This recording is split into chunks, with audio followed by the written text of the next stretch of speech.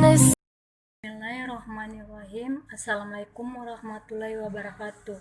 Saya Nurdila Gajali, kelas B, angkatan 2018, mahasiswa S1 Farmasi dari Universitas Megariski Makassar. Baik, dalam video kali ini saya akan menjelaskan materi tentang obat tetes telinga. Di mana obat tetes atau gutai adalah sediaan cair yang berupa larutan atau suspensi yang dimaksudkan untuk obat luar dan obat dalam. Dengan cara penggunaannya yaitu diteteskan obat ke dalam telinga. Kemudian gutai auricularis. Gutai auricularis ini atau tetes telinga, obat tetes adalah obat yang digunakan pada telinga dengan cara meneteskannya ke dalam telinga, kecuali dinyatakan lain. Tetes telinga dibuat menggunakan cairan pembawa bukan air, di mana cairan pembawa ini harus mempunyai kekentalan yang cocok agar obat mudah menempel pada dinding telinga, yang biasanya berupa gliserin dan propilin glikol. Kemudian larutan otik. Larutan otik atau tetes telinga ini adalah cairan yang mengandung air atau gliserin yang digunakan untuk pengguna ini telinga bagian luar. Misalnya otik benzokain antipirin, otik neomisin, polimiskin sulfat, dan otik hidrokartison. Kemudian selanjutnya anatomi telinga, di mana telinga merupakan bagian organ yang mampu mendeteksi bunyi. Telinga juga bagian dari indera pendengaran yang dibagi menjadi 3 bagian, yaitu yang pertama telinga bagian luar, telinga bagian tengah, dan telinga bagian dalam. Telinga bagian luar ini berfungsi untuk menangkap rangsangan getaran bunyi dari luar, sedangkan telinga bagian tengah ini berfungsi untuk menghantarkan getaran bunyi atau bunyi dari telinga luar ke telinga dalam. Dan telinga bagian dalam ini berfungsi untuk menerima getaran bunyi yang dihantarkan oleh telinga bagian luar. Kemudian koklea dibagi menjadi 3 bagian.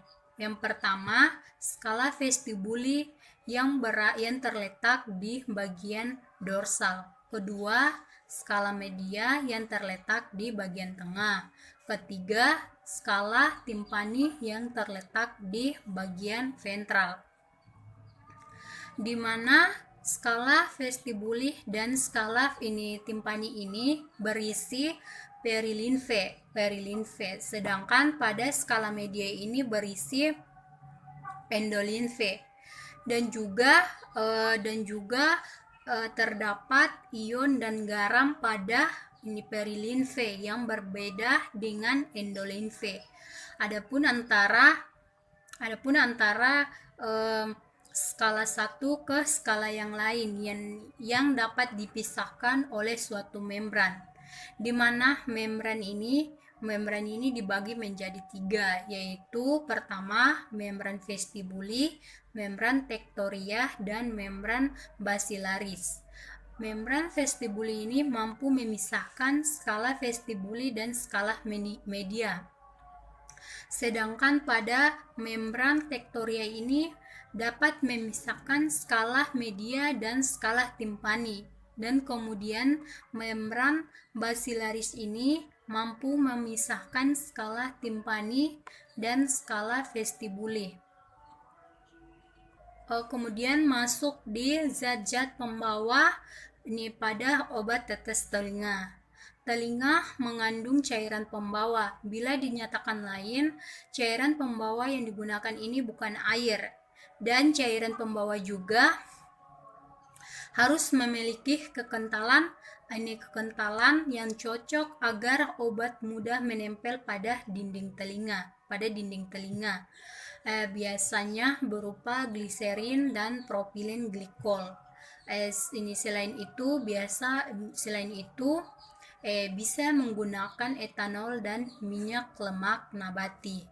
Kemudian larutan yang sering dipakai ke dalam telinga ini biasanya mengandung yang pertama antibiotik, kedua asam borat, ketiga NaCl, keempat gliserin, kelima peroksida atau H2O2, kemudian keenam propilin glikol dan kemudian fungisidal, kemudian heksilen glikol, etanol, dan minyak lemak nabati.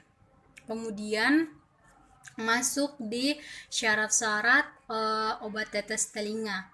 Syarat-syarat pertama yaitu penetapan pH sediaan, kedua uji volume berpindahkan, ketiga uji partikulat, dan keempat uji penetapan kejernihan.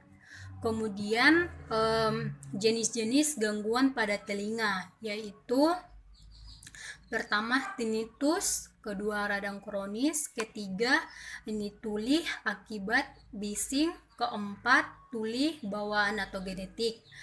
Tinnitus ini adalah suatu gangguan pendengaran, sedangkan radang kronis ini suatu peradangan atau infeksi pada telinga tengah yang disertai dengan tanda lubang pada gendang telinga dan juga disertai dengan keluarnya cairan kental. Kemudian pada tuli akibat bising ini yaitu kemudian pada ini telinga tuli akibat bising ini yaitu kelainan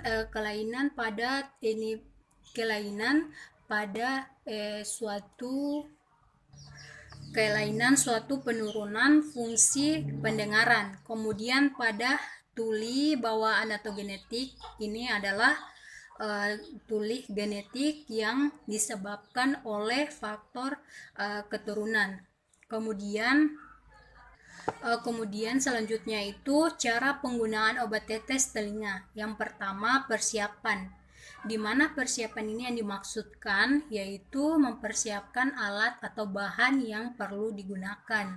Kemudian hangatkan botol, cek botol, atur posisi yang tepat, menggunakan obat tetes pada orang dewasa, menggunakan obat tetes pada anak, dan dibersihkan. Maksud dari dibersihkan ini yaitu membersihkan sisa-sisa tetesan-tetesan dari obat tetes yang diteteskan pada telinga. Kemudian masuk di contoh formula pada obat tetes telinga ini yaitu mengandung kloram fenikol 1 gram dan propilin glikol 10 ml. Prosedur pembuatan obat tetes ini yang pertama, semua bahan ditimbang pada kaca arloji dan dilarutkan dengan cairan pembawa. Kemudian semua bahan dimasukkan ke dalam gelas piala yang sudah disiapkan dengan batang pengaduknya.